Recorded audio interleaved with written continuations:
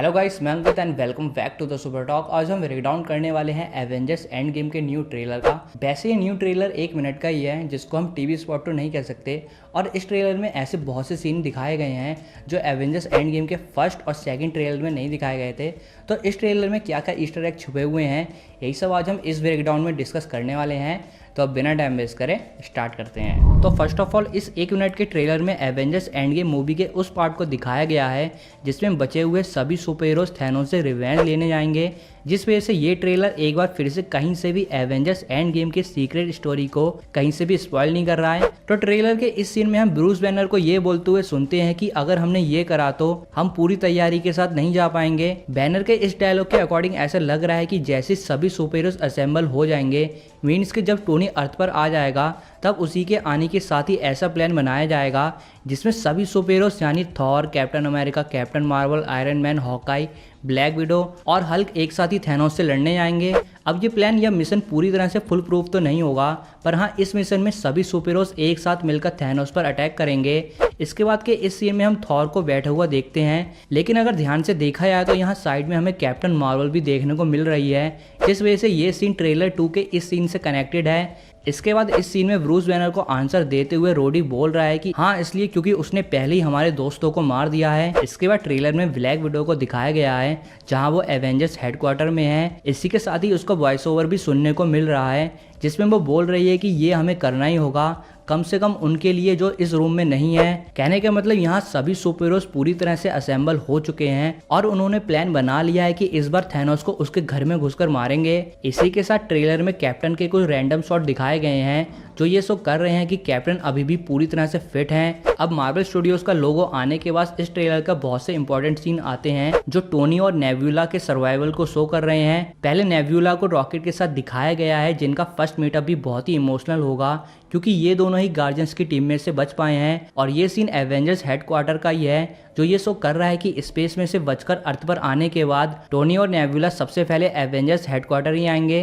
अब इसके बाद नेक्स्ट सीन आता है टोनी और पेपर का, जो सच में बहुत ही इमोशनल होगा। जब ट्रेलर 1 में टोनी को स्पेस में फंसा हुआ दिखाया गया था तब उसमें ऐसा शो करा गया था कि पेपर टोनी के लिए कितनी ज़्यादा इंपॉर्टेंट है, और इसी वजह से ही ट्रेलर 3 में टोनी और पेपर के मीटअप को दिखाया गया है। वैसे अगर इस सीन को ध्यान से देखा जाए तो यहाँ टोनी अपने आर्मर में नहीं है, यहाँ वो उन कपड़ों में है जैसे पीटर क्विल पहनता था।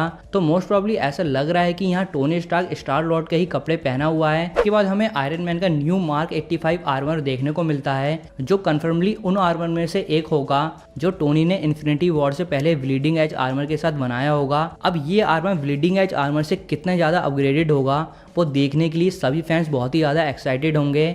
इसके बाद 3 डिफरेंट शॉट्स में हमें हॉकाई किसी बात पर एग्री करते हुए, नताशा स्माइल करते हुए और थॉर कैप्टन मार्वल को इम्प्रेस करते हुए देखने को मिलता है। और फिर आता है वो सीन जिसको देखने के लिए सभी फैंस 3 ईयर से वेट कर रहे थे, यानी कि एक ही फ्रेम में टोनी और कैप्टन को एक साथ आते हुए देखना। और जिस तरह से टोनी और कैप के साथ सभी सुपर हीरोज एक्सप्रेशन दे रहे हैं उससे तो ये कंफर्म है कि इस बार थैनोस की खैर नहीं। साथ ही यहाँ हमें टोनी स्टार्क का वॉइस ओवर भी सुनने को मिल रहा है जिसमें वो बोल रहा है और सभी सुपर हीरोज को इंस्पायर कर रहा है कि हम एवेंजर्स हैं, हमें ये खत्म करना ही होगा। इसके बाद कैप्टन अमेरिका और टोनी का एक और सीन आता है जिसमें टोनी कैप्टन अमेरिका से पूछ रहा है कि क्या तुम्हें मुझ पर बिलीव है। अब जिस तरह से सिविल वॉर में कैप्टन और टोनी के बीच बैटल हुआ था उससे ये टोनी को जरूर लग रहा होगा कि कहीं कैप्टन अब उन पर पूरी तरह से भरोसा ना करें, पर कैप्टन के मन में ऐसा कुछ नहीं है और उन्हें अभी भी टोनी पर पूरा बिलीव है। वैसे इस सीन के बैकग्राउंड के अकॉर्डिंग ये सीन न्यूयॉर्क का ही हो सकता है जिसमें टोनी कैप्टन को अपना कोई अलग प्लान बता रहे हों। और इस सीन के टोनी और कैप्टन के गेटअप पर ध्यान दिया जाए तो यहाँ टोनी नॉर्मल क्लोथ्स में ही है, पर जैसे इन्फिनिटी वॉर मूवी में हमें देखने को मिला था कि वो कभी भी ब्लीडिंग एज आर्मर में आ सकता है, तो ऐसा कहा जा सकता है कि यहाँ टोनी पूरी तरह से रेडी है